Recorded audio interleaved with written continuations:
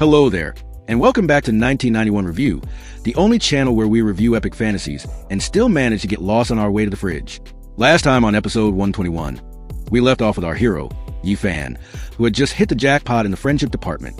After making it to Chiet Peak, he had a heart-to-heart with old man Li, and because Yi-Fan is just that good, convinced the old-timer to take his pal Zhang Wenxiang under his wing.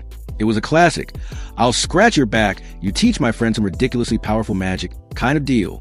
Not only did Yi-Fan secure his friend's safety, but he also pulled out a magic life fruit, and poof, Zhang Wenxiang went from looking like he'd just seen his own tax bill to looking like a fresh-faced college kid in a blink. Seriously, if that's not a friend, I don't know what is. Yi-Fan, being the generous soul he is, tried to give one to old man Li, but the old guy just shook his head and said, "Nah, I'm good." Guess he already had enough magic fruit to last a lifetime. So, the three of them just hung out, chatting like old buddies. After making sure everything was sorted for his friend, Yi-Fan zoomed off into the distance like a superhero who just remembered he left the stove on. A little later, the scene shifts to the purple bamboo forest where Hua Yunfei lives. This place is on top of a mountain, so tall it probably has its own weather system. Inside a massive estate, Hua Yunfei was doing his usual thing, playing some deeply soulful, mellow tunes on his instrument. But his peaceful jam session was interrupted when people started showing up. First, it was Yi-Fan. Hua Yunfei, seeing his rival stop playing, the two immediately started talking about Elder Jihui.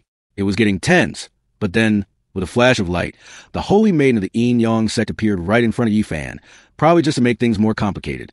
And as if one wasn't enough, she was followed by a whole entourage of heavenly prodigies, including the glamorous holy maiden of Yao Guang and the lovely holy maiden of Yao Qi. The Yao Guang holy maiden glared at Yi-Fan like he just stole her last slice of pizza, while the Yao Qi holy maiden was all sweetness and light, making everyone fall in love with her. All these heavenly hotshots then decided to have a debate, which I'm pretty sure is a fantasy world's version of a Twitter flame war. Eventually, it came down to Yi-Fan and Hua Yunfei, and their verbal sparring was a beautiful train wreck. The conversation quickly turned to the little matter of Yi-Fan's involvement in Elder Jihui's, shall we say, retirement. It was basically an argument about who was the bigger bad guy, and spoiler alert, neither of them was willing to back down. After a while, the topic shifted to the mysterious Great Tao injuries Yi-Fan had. Hua Yunfei, in a masterful display of fake concern, offered to help, but Yi-Fan, who clearly has a built-in BS detector, saw right through it. He rejected the phony offer and stormed off without a backward glance, probably muttering about how some people just can't be trusted. Right on cue, all the holy maidens vanished, leaving Hua Yunfei alone to go back to his music, as if nothing had happened.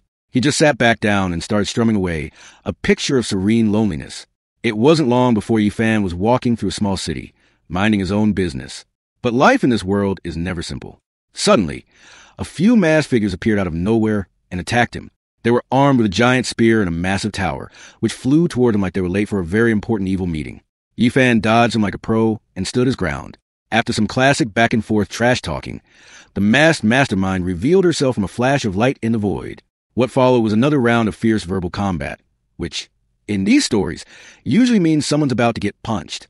And just like that, the fighting started. The air was filled with explosions as the giant spear and tower rained down attacks on Yi-Fan. He was in a full-on brawl, clashing with his attackers hundreds of times in a flurry of flashing magical artifacts. Yi-Fan was starting to get suspicious. These guys were way tougher than they looked. He had to pull out all his magical toys just to keep up. The fighting got more and more intense.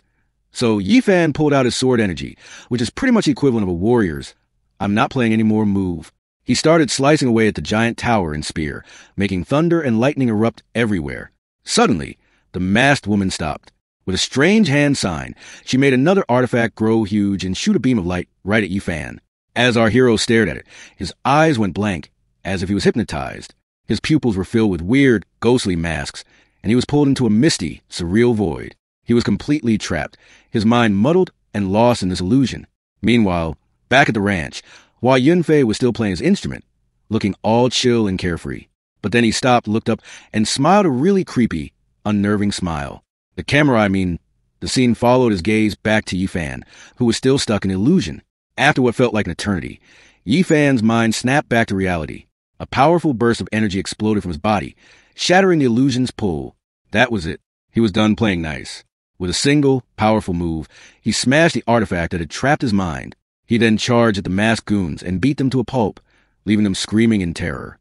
After teaching them a valuable lesson in not messing with him, He grabbed one of them and interrogated him to find out who was behind all this. Once he got the name, he made sure none of them would be bothering anyone ever again. Now, Yifan knows who's responsible and he's not happy. What will happen to the person who dared to cross our hero? Follow the 1991 Review YouTube channel to find out. Don't forget to like, subscribe, and hit that notification bell.